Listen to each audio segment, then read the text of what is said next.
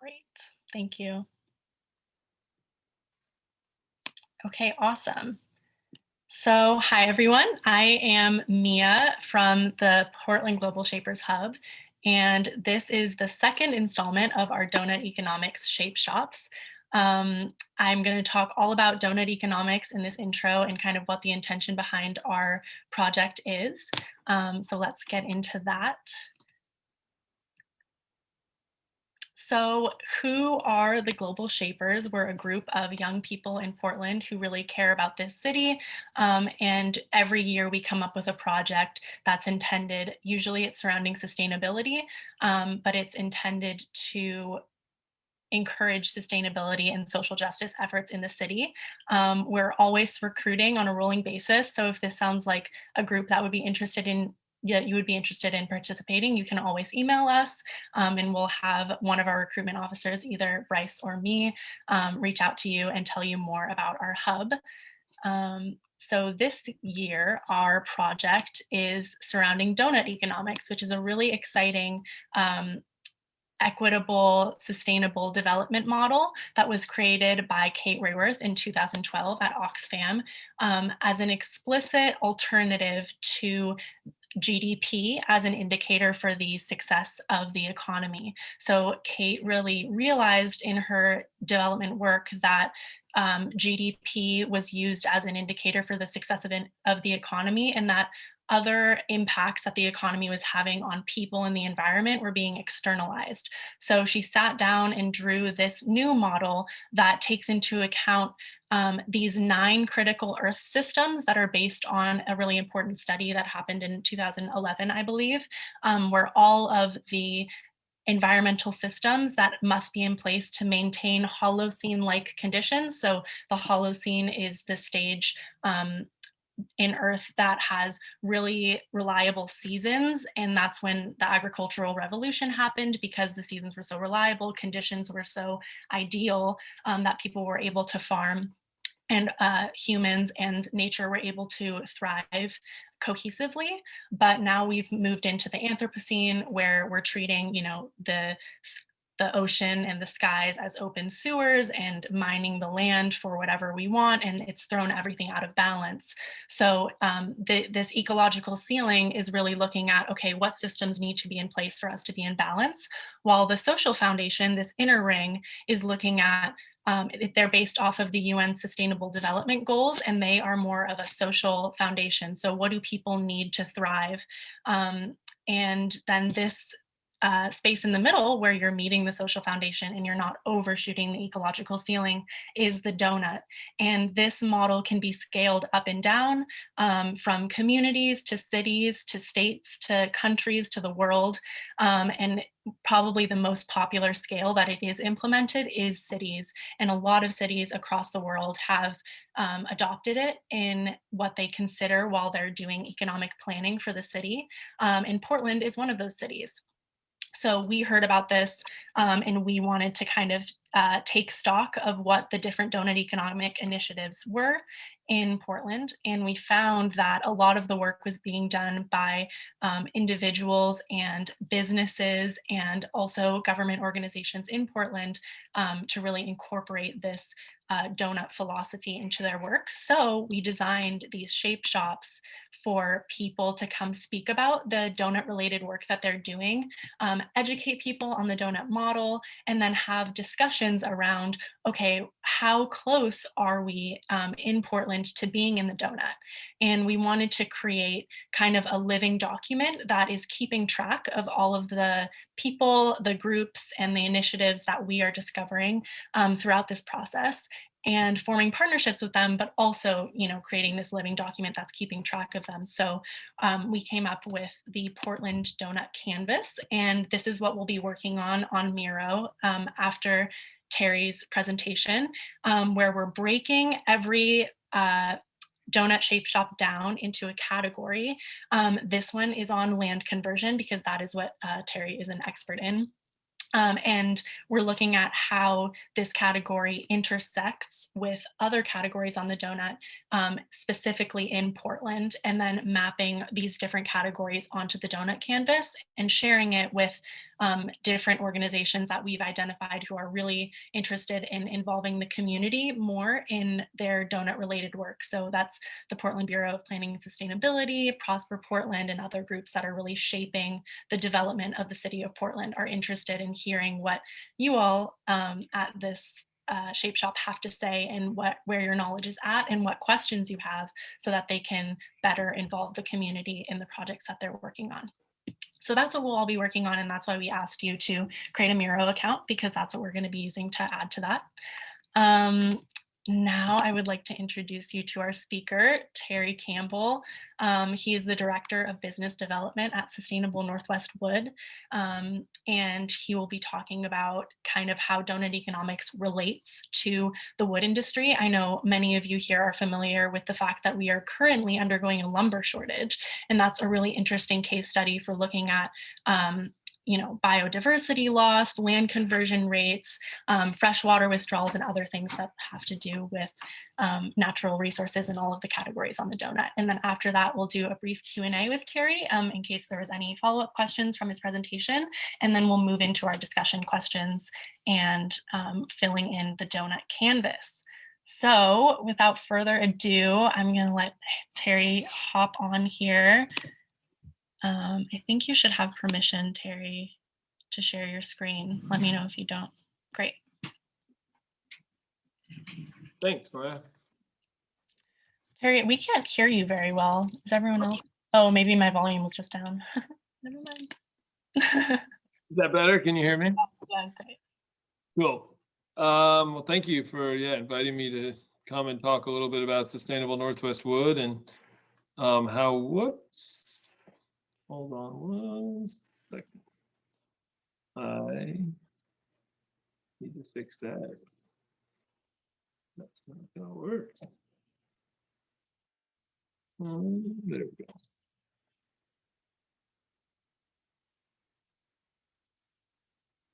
All right.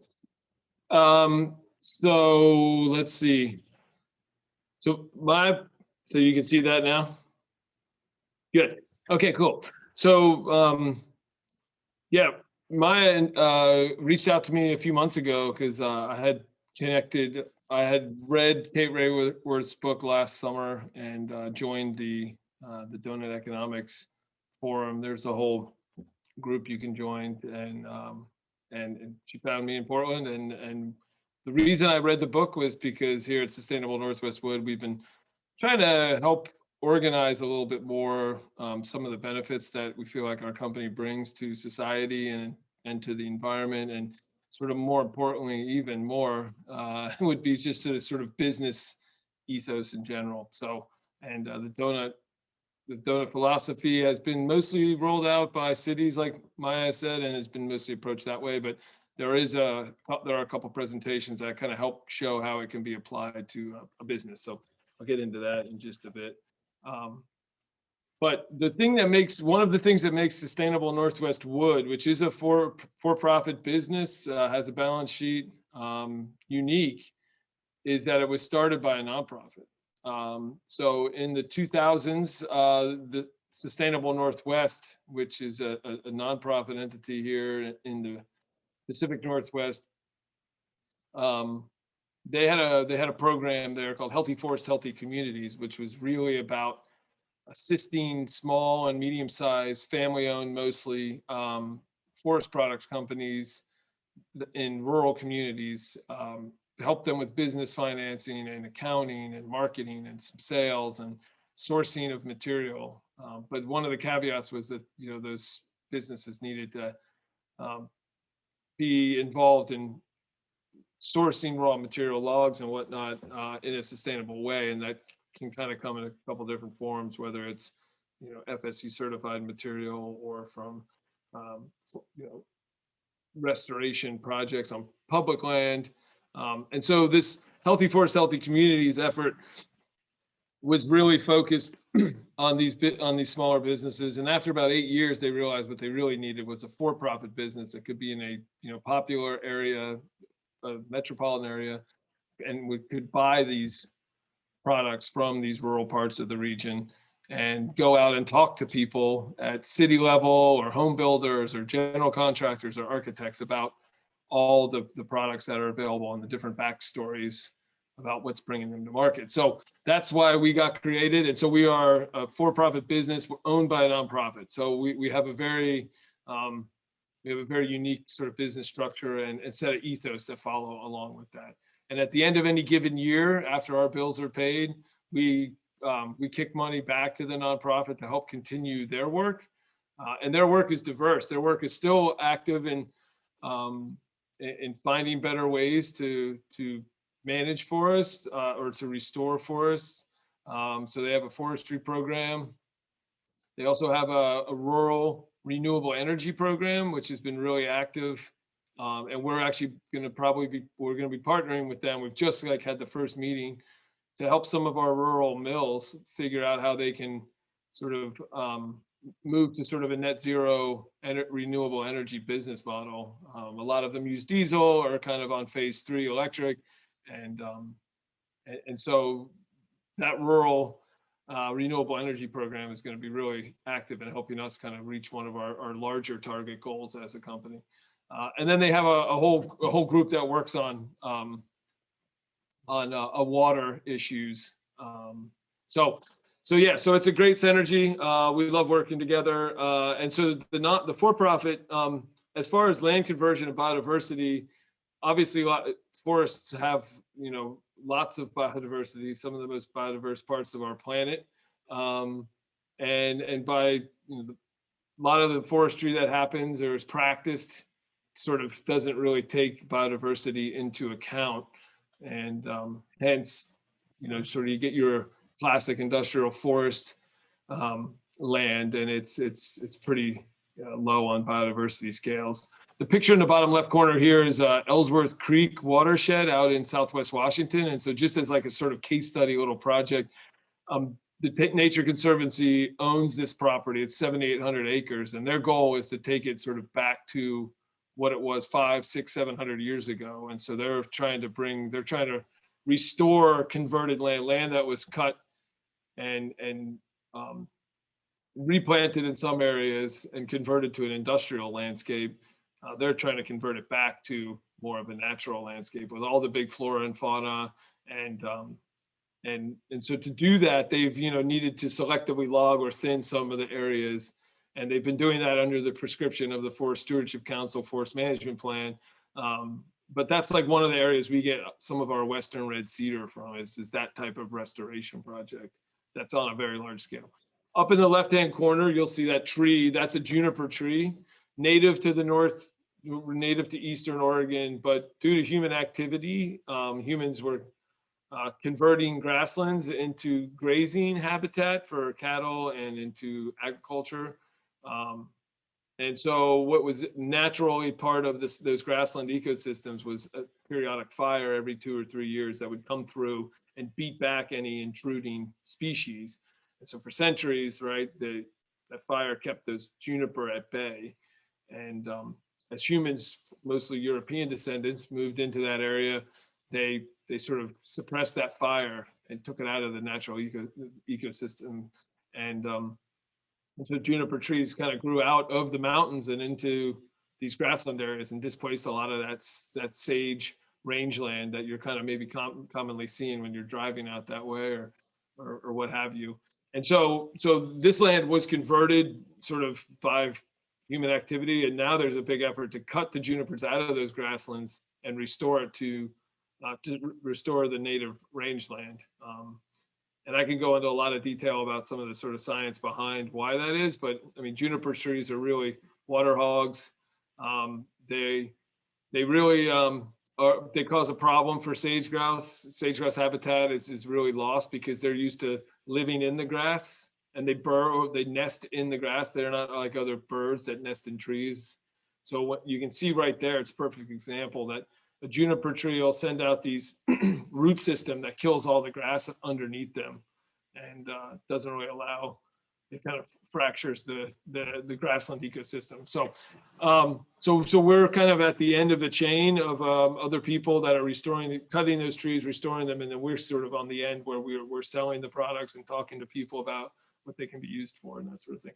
And then on the far right, there's a picture, just kind of a classic nonprofit Sustainable Northwest tour of a forest in northeastern Washington, where the goal on federal lands these days is to sort of needs to sort of be a little bit more of a much more balanced approach, multi-stakeholder balanced approach to thinning and restoring stands of forest, because society lost trust in the timber industry, in my personal opinion, justifiably so, and that led to sort of the Northwest Forest Plan.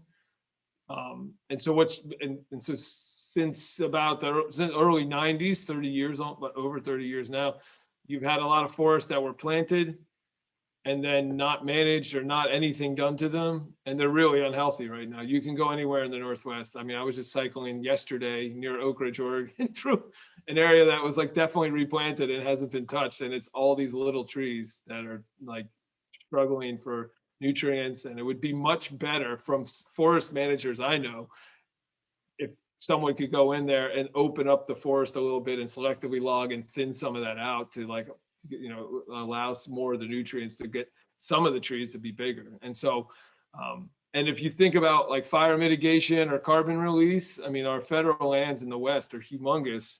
And, we all know from living here in the North, in Portland, just about the fires and all that sort of stuff.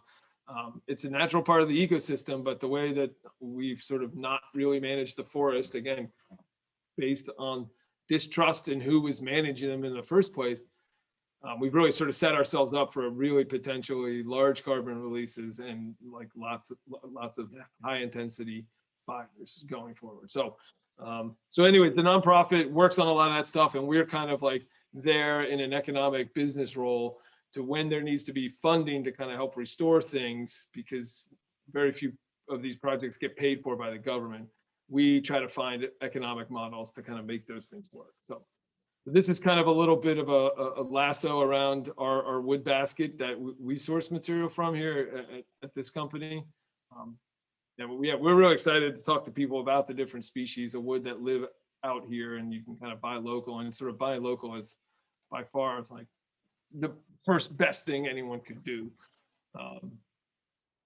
We partner with small mills, like in an effort to improve the environment. We can't forget about, other humans out there as well. And, we really take pride in working with smaller outfits to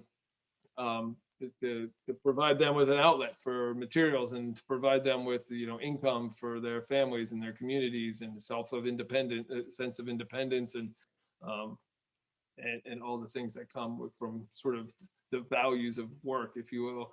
And then on the other end, we work with a lot of folks who take the wood from us and from our suppliers and make it into really beautiful countertops or frames or homes, or, all over. We're really, some days it's super frustrating because I'll sell one stick of lumber to one person, and the next person that walks in the door is working at Portland Airport and remodeling the whole thing. And, it's like the scales around here sometimes are mind-boggling, but we want to talk to anyone who wants to work or has a concern or is interested in, working with local woods that, have this unique story or some sort of sustainable source.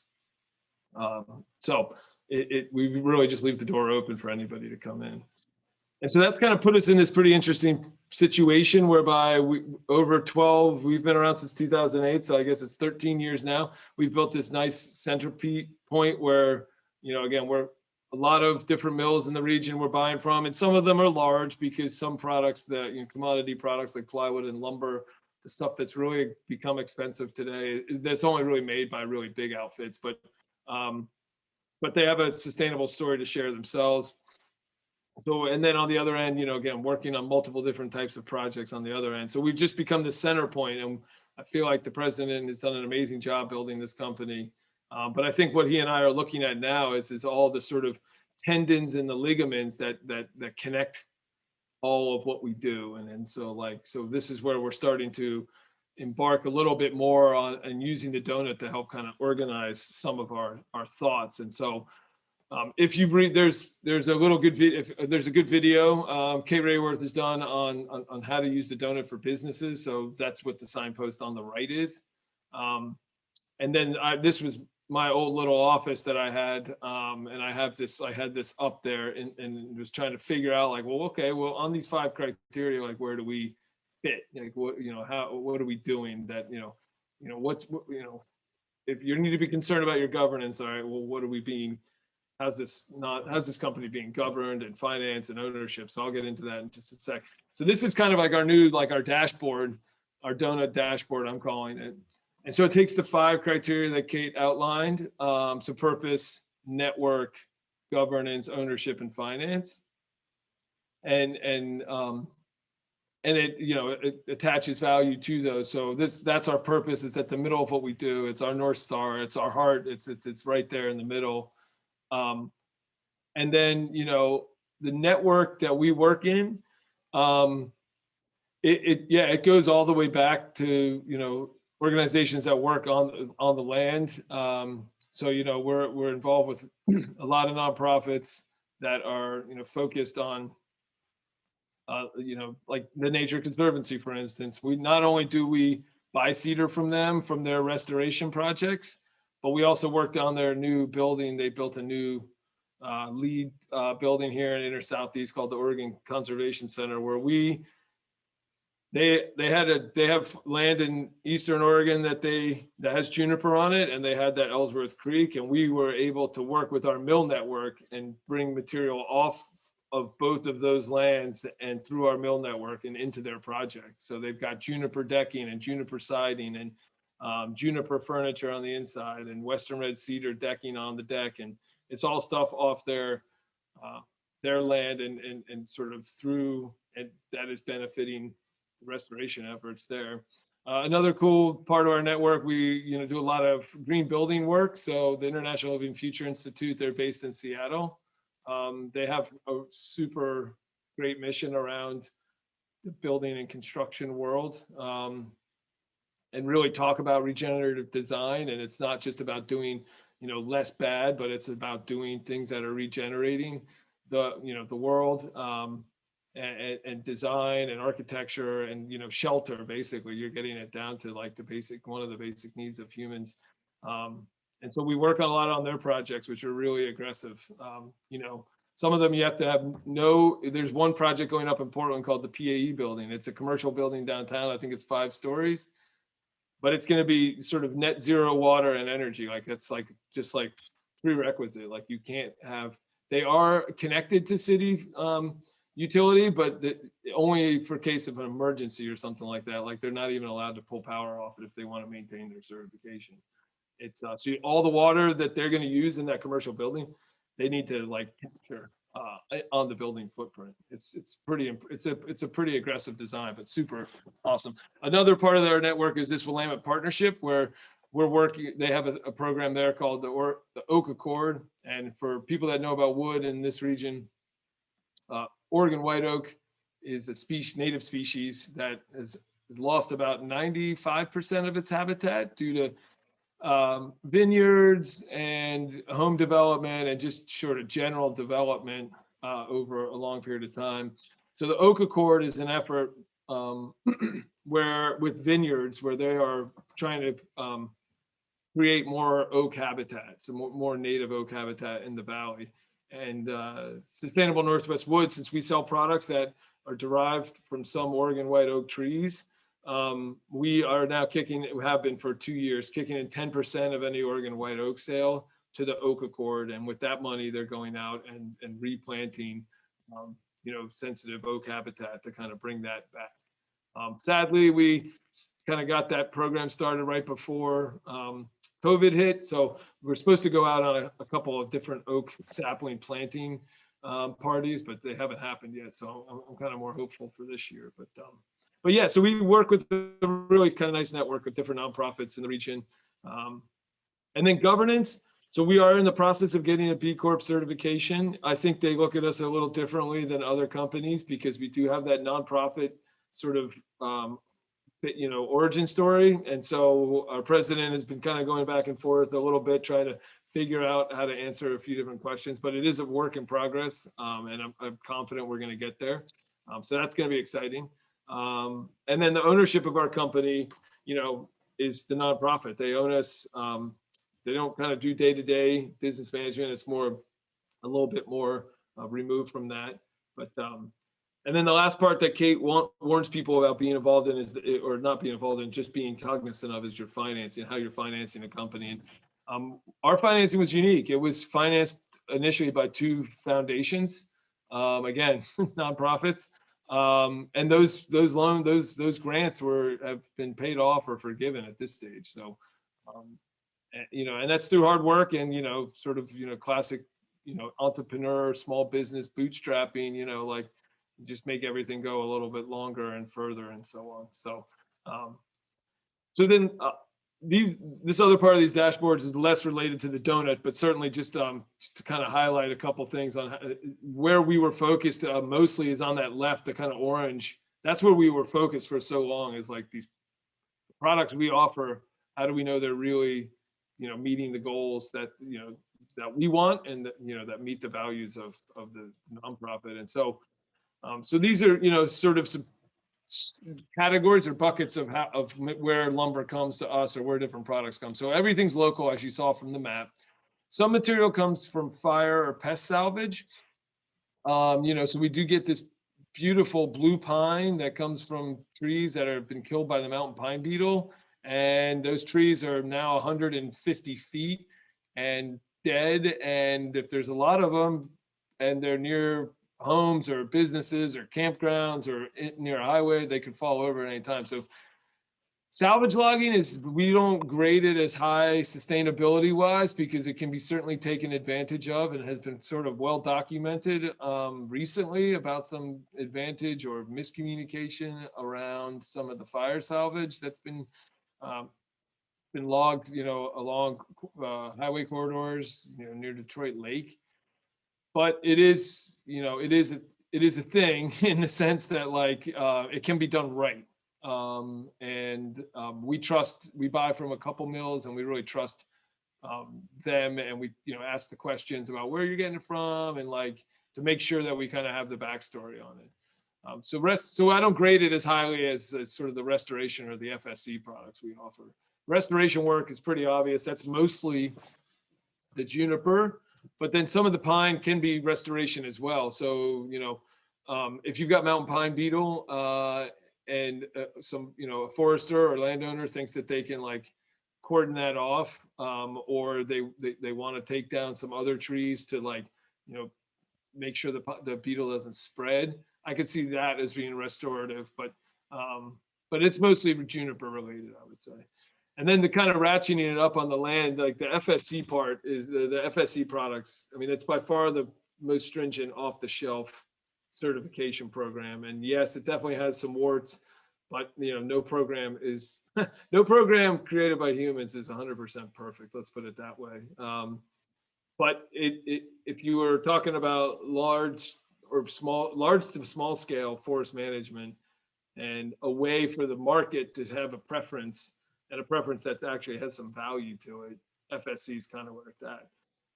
And then the last one is the declare label. That has more to do with the transparency of the ingredients. So we have declare label for our butcher block countertop, where we have to use adhesive to keep it all together. So it's more about like what's in the product than it is about where the product came from. And then on the right, the brown area, I'm not going to go too deep into this one. This is the new part of the dashboard for us, and really kind of like where some of that, like that connective tissue is that I was talking about earlier, is where we're starting to analyze some of that. And we definitely have the goal of being able to deliver wood products to people that are sort of net zero for carbon and for water, in not too distant a future. And we're really looking at our own internal operations. Like, we don't own our building, and with a lot of small businesses, you don't own your own manufacturing, you don't own your own building probably. Like a lot of this stuff you need to talk to people, your suppliers about, or your landlord about, and they may not be interested. But we're finally starting those conversations, and it's mostly just due to, again, so much emphasis on the left side of the screen, like the product benefit assurance. Like, are we making sure that that's all right? That we've kind of only been kind of picking this up lately. So that's kind of the dashboard of like where we're at, and this is going to kind of get it's going to evolve. This is obviously just sort of the first version of it, but yeah, that's kind of what I had here. Awesome. Thank you so much, Terry. I learned a lot. I did not know anything about how these fours were managed. So thank you for giving us a great introduction. I'm going to open it up. Why don't we leave it on this screen and we can open it up for a Q&A, and there will be more opportunities to ask questions also while we're working on the Miro board. But if anyone has specific questions about something that Terry talked about in his presentation, now would be the time.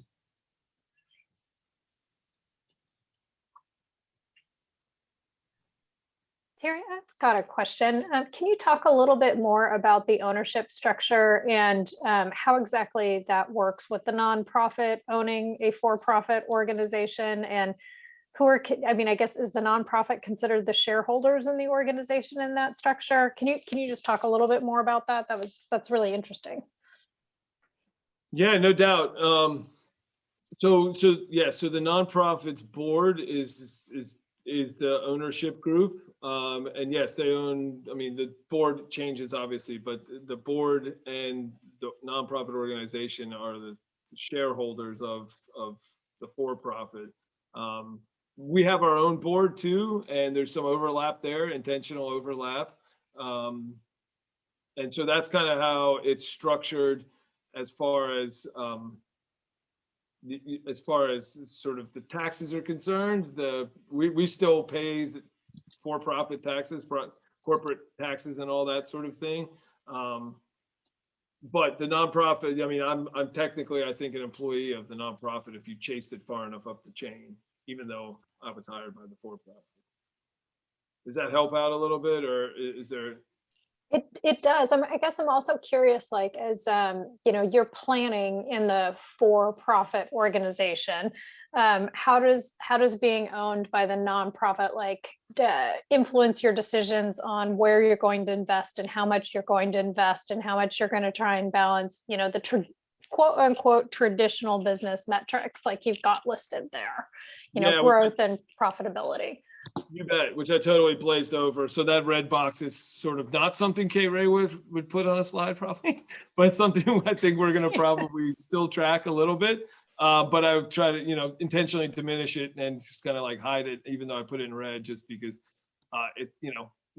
my personal philosophy and frankly in life is like that stuff that's traditional. If you're doing the right thing and you're working hard, the traditional business metrics is just going to come along for the ride. Like, you don't. So as far as the nonprofit, it's their input into our planning, our investment. They stay a little bit like removed, frankly, just because I feel like our president, Ryan Temple here, was at the nonprofit for 9 years, and then he started this, and he's by far outrun anyone else's tenure on the board or employee at the nonprofit. And so I really feel like they look to us to make recommendations back to them around investment and planning and strategy, just because we're sort of on the ground every day.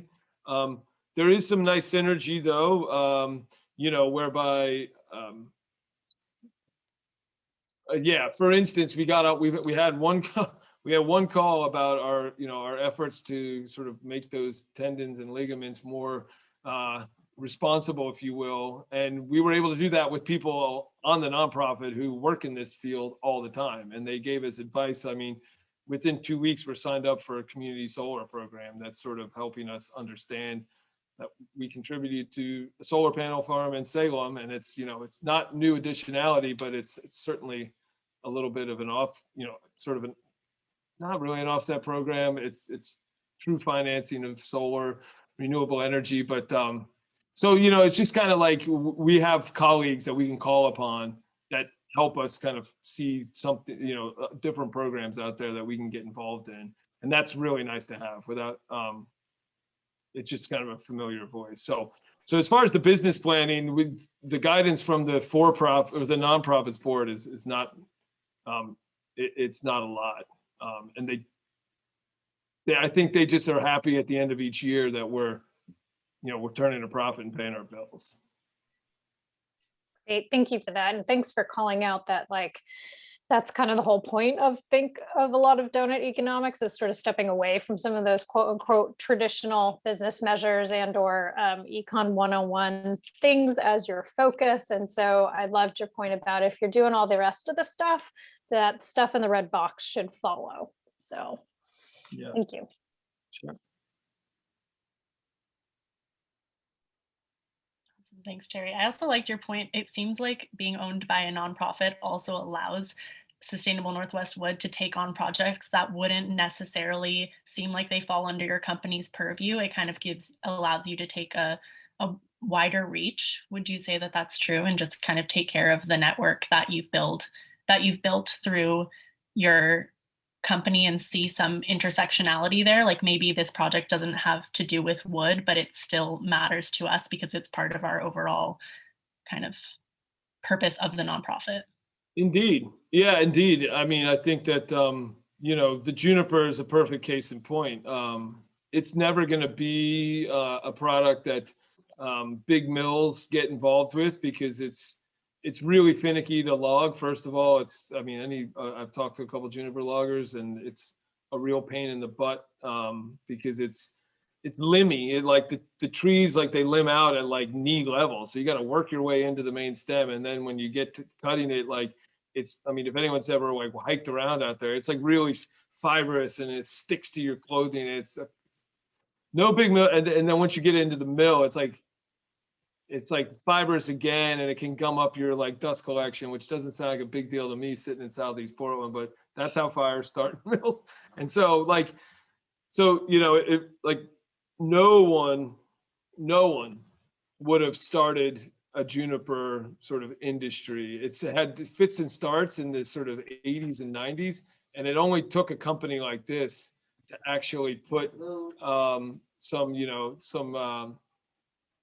to kind of see the potential for it. And then that's why, now, I'm proud to say that, we're sending anywhere from,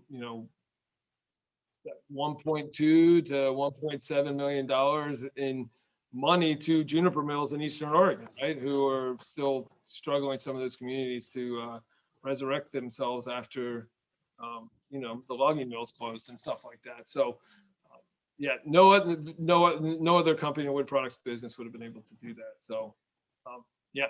That's great. Gives you the liberty to kind of break from tradition. Totally. Cool. Does anyone else have a question, or should we move on to the Miro board? I have a question as well. Terry, thank you for presenting, showing your work to us. I'm curious how you would convince smaller buyers that that sustainable wood is like better.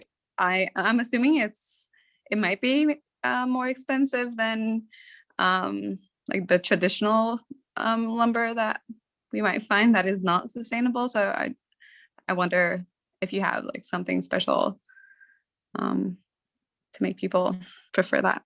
Yeah, good question. So yeah, and it's in the context of today's lumber market, it's a little bit odd. Just not the question, just the answers. I used to say, well, it kind of depends on what product, like, and then like what kind of values a customer has, as far as the nice part about the juniper sort of product stream is that it outperforms its contemporaries in the market, like cedar and redwood. Juniper is, and this is all sort of research backed up by Oregon State University, but it's more rot resistant naturally than those woods. So when you're building like garden boxes or retaining walls or doing gardening work, this stuff it's great for that. Because it's natural, you don't need to treat it, and it's going to last 30 years or so, and it's really dense compared to those species. So sometimes it outperforms, in which case a little bit of a cost increase is warranted. You know, as far as, you know, the FSC products kind of traditionally sometimes carry a little bit of a premium with them. And in which case you just kind of try to find where the value set is for the customers. It's not the right solution for everybody. But that's also why we kind of just start with, like, if you can buy local. Now there's plenty of bad forestry going on locally, I can tell you that. But at least you know, if you're doing, and that's why it only gets like the dollar, like it helps the local economy on my product benefit assurance, and it, you know, helps the people because there's people with jobs in the area. But at the same time, it doesn't really get like it's suspicious on the ecological value of it. But you know, you just kind of try to find where people are and see if you can find a solution for them. That's kind of my strategy around it. Um, and sort of just as well say that it depends. Like, I mean, it's not always more expensive in this crazy market.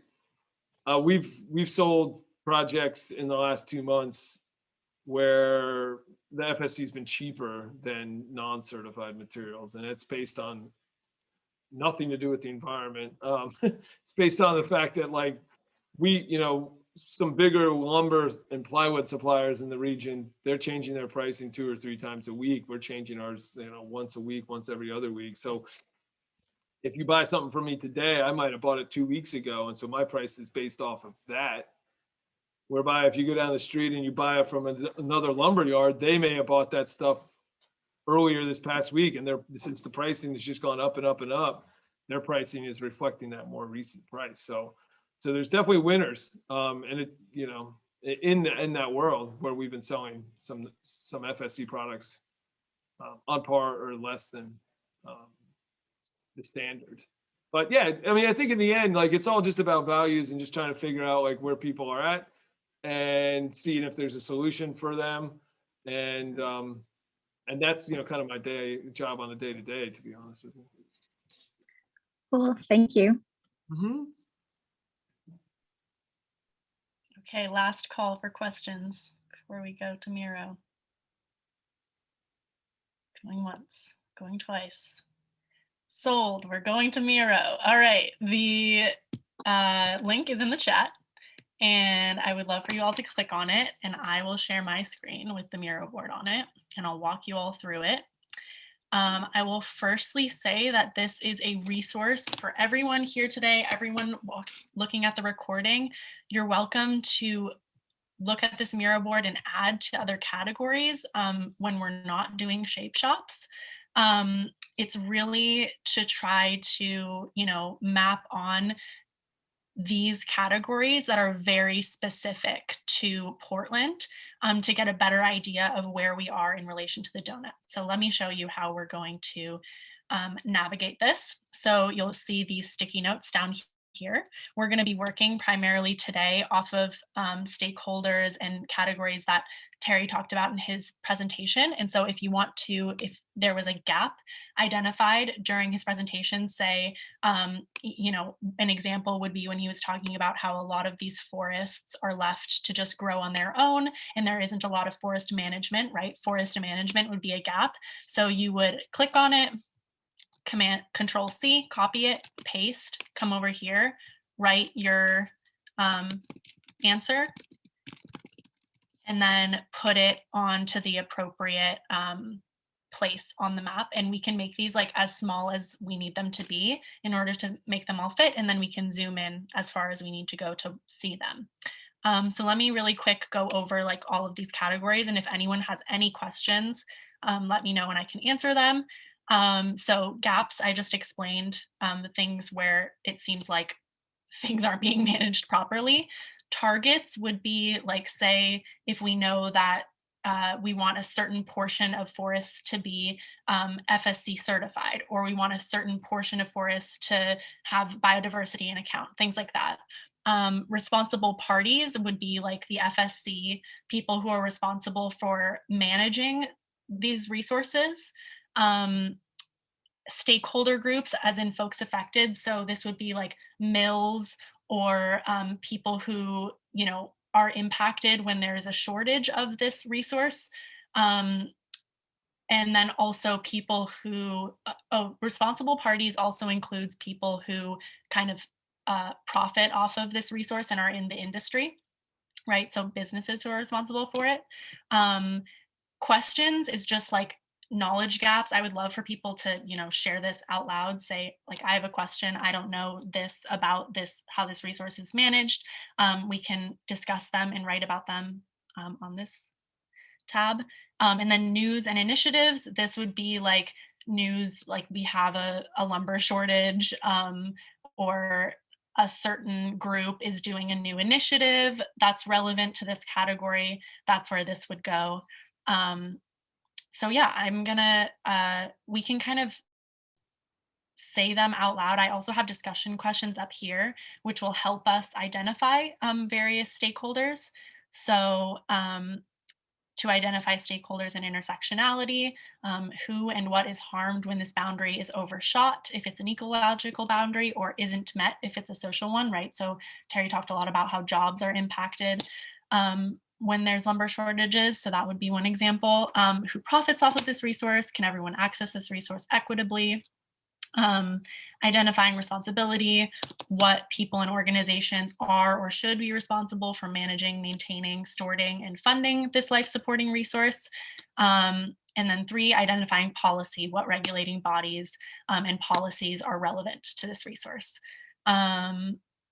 So does anyone have an example that they identified through Terry's presentation? Or Terry, you can go ahead and give us an example from your presentation that fits into one of these categories, and then we can all just kind of add together.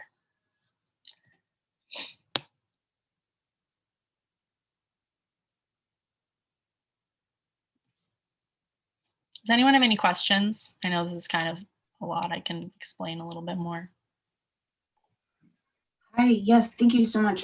This is awesome first, but I have a question for Terry. So the engagement that happens between stakeholders, then you as a business or other governance, how does that happen? So is that like email? Is it a Facebook group? I mean, what does that look like on the digital sphere? So maybe explain a little bit more, like the question. Sure. How do I coordinate with? Yeah, coordination, getting public or stakeholder sentiment. So like if there's like votes, if there's just general feedback on certain proposed policies or different changes, kind of hearing thoughts and sharing thoughts between the public and all of the parties involved in this with you. And I guess the reason why I asked for digital is because COVID, right? So we're not really having a lot of in-person meetings and such. Yeah. So I mean,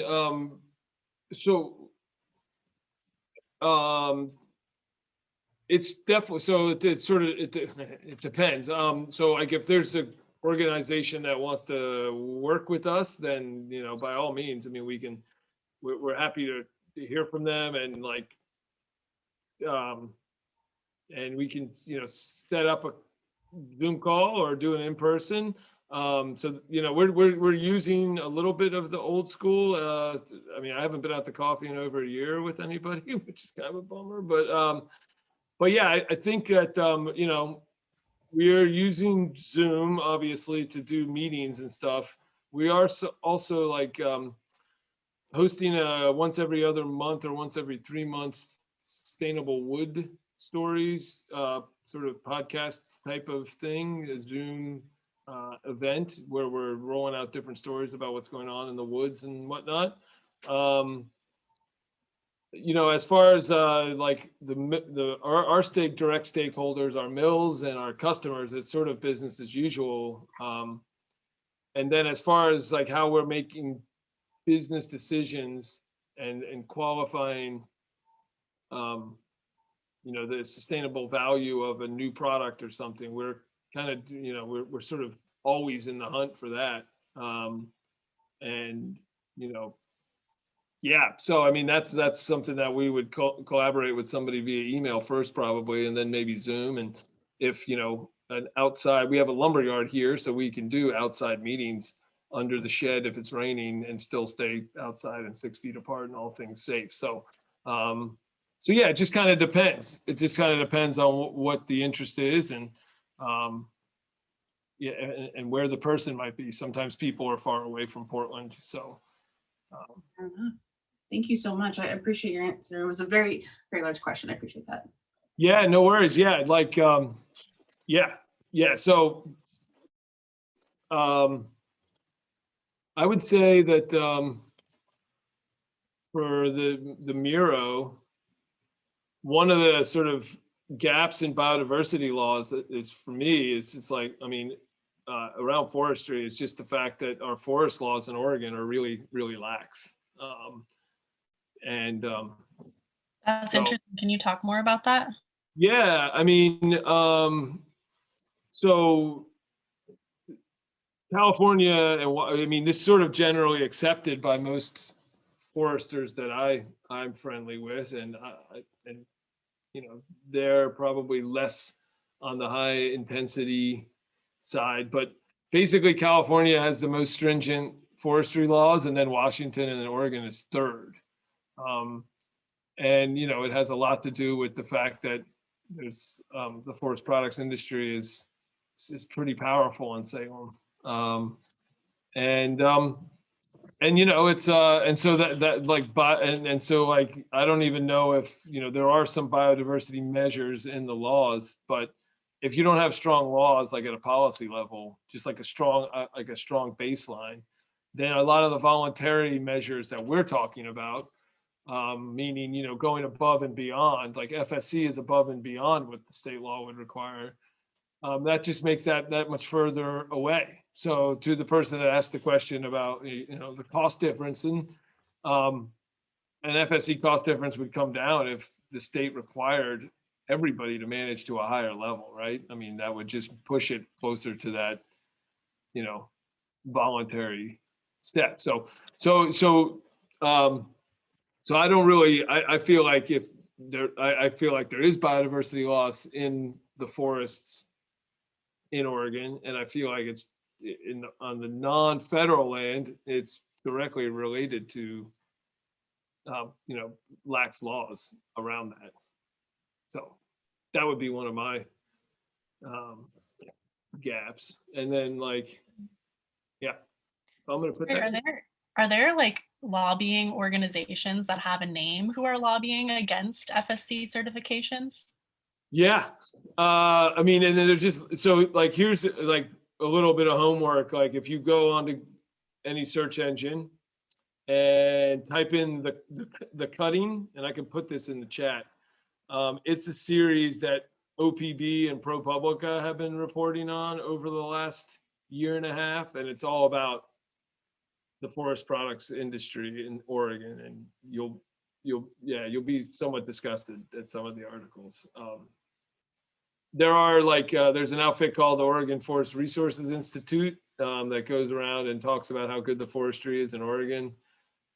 They're kind of on record as internal record of denying climate change, and then going and lobbying against like HB 2020, which was the, you know, cap and trade bill in Oregon a couple years back. And that's taxpayer funded. Like that organization is funded by our taxpaying dollars, and they're totally in bed with the industry. And it's documented by ProPublica. And recently, one of the former executives of that nonprofit called out ProPublica, saying it was just sort of like slandering and whatnot. And ProPublica published all of its background research and like the emails, like literally the forum emails. So yeah, the cutting is a pretty awesome series that they've been doing. And then on top of that, last summer, Timber Wars was a series that OPP put together, which kind of goes deep into the history of the timber industry as it kind of built up to the Northwest Forest Plan, which was sort of the, you know, the sort of reaction to the loss of old growth spotted owl habitat, right? That was the plan that was supposed to solve all the problems, but it didn't. But yeah, I'll put that stuff in the chat. Thank you. Yeah, so interesting. We'll definitely share that with folks in the follow-up email too. What's the name of that lobbying organization you said that's funded by Oh, taxpayers? Oregon Forest Resources Institute. Okay.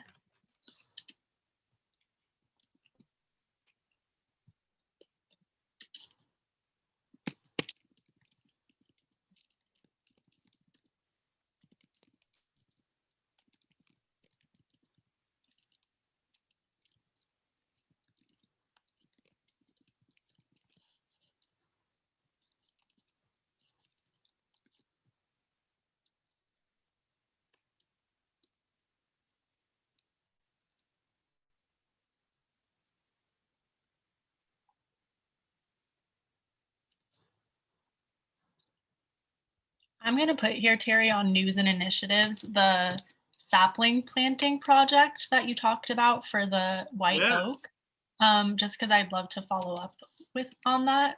That was the Willamette Partnerships project, Correct. right? And it's, Okay. yeah, and it's within that organization, it's called the Oak Accord. Okay. Yeah.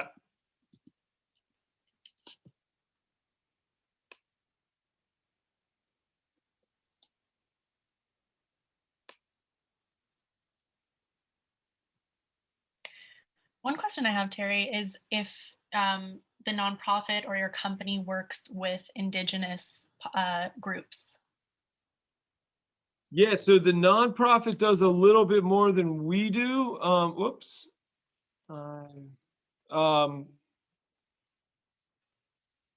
One of the nonprofit employees, a friend of mine, he's worked with recently with Warm Springs reservation on they have quite a bit of juniper there. They're kind of right on the edge, like where the Cascades kind of start running out and so out into the high desert.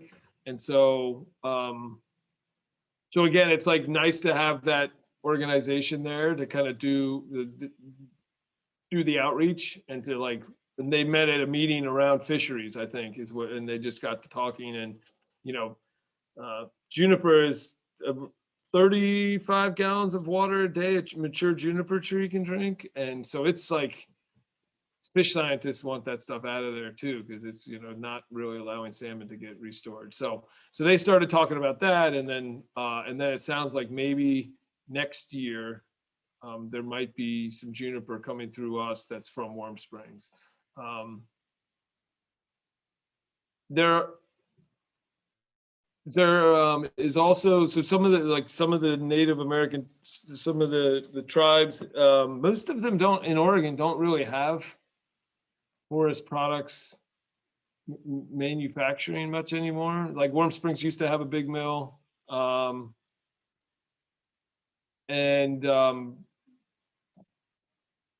I don't really know. The next furthest one down is kind of in Northern California that we work with, which is the Hoopa tribe. They do amazing forest management. Most of the tribes do amazing forest management, first of all, because they have that little bit longer vision, if you will.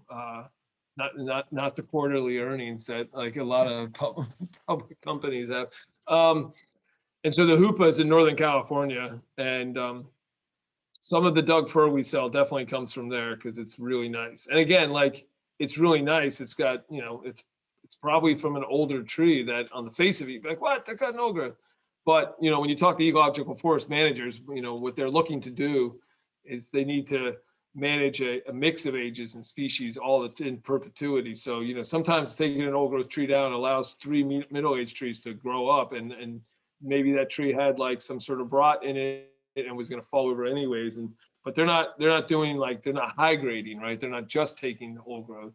They're not just, you know, they're not just like liquidating big areas, right? They're selectively picking it for a specific ecological benefit that's going to benefit the forest. So sometimes when you have those situations, that produces some really amazing material. And then one of our hardwood mills in Southern Oregon has just went to the Hoopa tribe 2 weeks ago to talk to them about tan oak and madrone, which we've never been able to get FSC certified because it kind of comes from like fire sales, if you will, like I don't even know how to explain it, but so the Hoopa is going to start cutting some of that for them and then us, and we'll probably be able to roll that out some sort of next winter or early spring. So a little bit, yeah, a little bit on the supply side. Cool.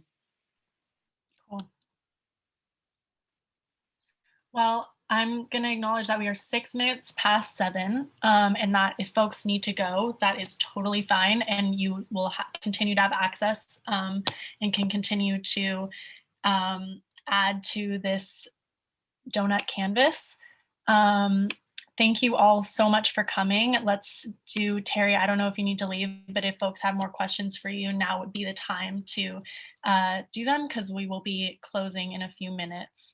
But thanks again, everyone, for coming. This has been recorded and we'll send it to you, and you've been added to the Google group, so you'll get all of the news and resources about these shape shops going forward.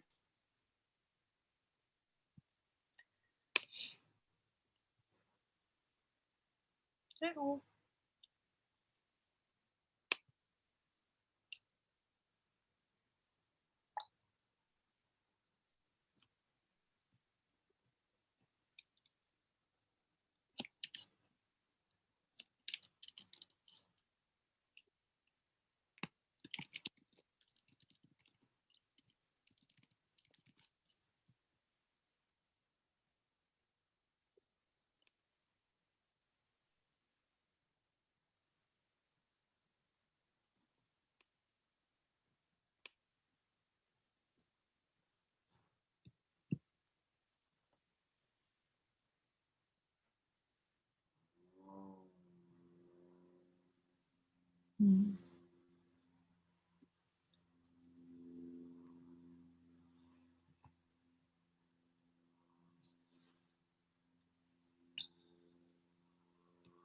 Alrighty. I think we're going to say goodbye now. Thank you, everyone. Thank you So much, Terry. Yeah, good to see you all. Hope to see you again. Really appreciate it. You bet. Be well. You too.